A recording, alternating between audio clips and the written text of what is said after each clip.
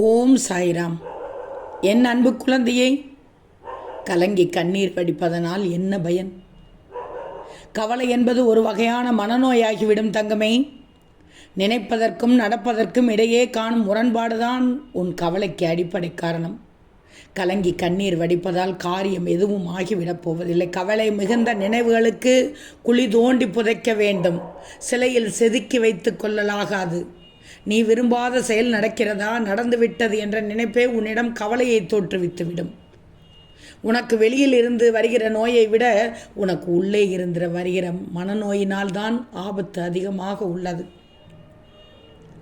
உன் சாய் என்ன சொல்ல வருகிறேன் என்றால், ஆகையால் வீணாக எதை பற்றியும் மாறுபட்ட வகையில் எண்ணி எண்ணி மனதிற்குள் துன்பப்படக்கூடாது. மாறாக அப்படி துன்பப்படுவதால் செயலின் விளைவிலோ எந்த ஒரு மாற்றமும் பலனும் ஏற்படாது.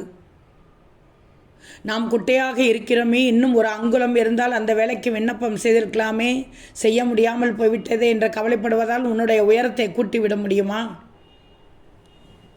கடவுளே, அபாயங்களிலிருந்து பாதுகாக்கும்படி உன்னை நான் கெஞ்ச மாட்டேன். ஆனால் அபாயங்களை எதிர்க்கக்கூடிய பயமற்ற தன்மையை எனக்கு கொடு.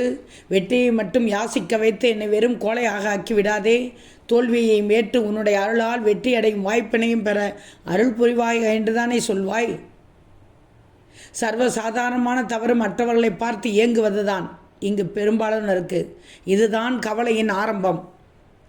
உன்னை விட வசதியாக வாழ்ந்து கொண்டிருப்பவர்களை பார்த்து அந்த வசதிகள் உனக்கு இல்லையே என்று மனதிற்குள்ளேயே நினைத்து நினைத்து ஏங்கி கவலைப்பட்டு கொள்வதுதான் உன்னை பெரிய துன்பத்தில் ஆழ்த்துகிறது. இப்படி கவலைப்பட்டு கொண்டிருப்பதிலேயே உன்னுடைய காலத்தின் பெரும் பகுதியை ஓட்டி விடுகிறாய். அல்லாமல் உன்னிடம் இருப்பதை கொண்டு திருப்தி அடைய தவறிவிடுகிறாய். உன்னிடம் இருக்கும் குறைந்த செல்வத்திலும் சின்ன சின்ன வசதிகளிலும் கூட மன மகிழ்ச்சியை காண தொடங்கு. உன்னிடம் இருப்பதில் நிறைவு காணும் இந்த பழக்கமே உன்னுடைய வாழ்க்கை எப்போதும் திருப்தியானதாக, மகிழ்ச்சி நிரம்பியதாக இருக்கும். எது உனக்கு அதிர்ஷ்டம் கொடுக்கவில்லையோ அதனை திருப்தியிடமிருந்து நீ பெற்றுக்கோ. ஒருவன் இரவில் இருட்டை அனுபவிப்பதோடு நின்று விடாமல் பகலிலும் கதவுகள் ஜன்னல்கள் அனைத்தையும் மூடி வைத்துக்கொண்டு ஒளி உள்ளே புக முடியாதபடி இருட்டை உருவாக்கி கொண்டு வாழ்ந்தால் அவனை பொறுத்தவரையில் இரவும் பகலும் ஒன்றுதான்.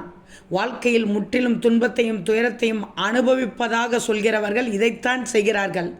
மகிழ்ச்சி என்கிற ஒளி உள்ளே நுழைய முடியாதபடி இதய கதவுகளை இவர்கள் இறுக்கமாக மூடி வைத்து விடுகிறார்கள். அதற்கு பிறகு எல்லாம் இருட்டாக இருக்கிறது என்று புலவுவதில் என்ன நியாயம் தங்கமே? யோசித்துப்பார். என்ன நியாயம்? ஓம் சாய்ராம்.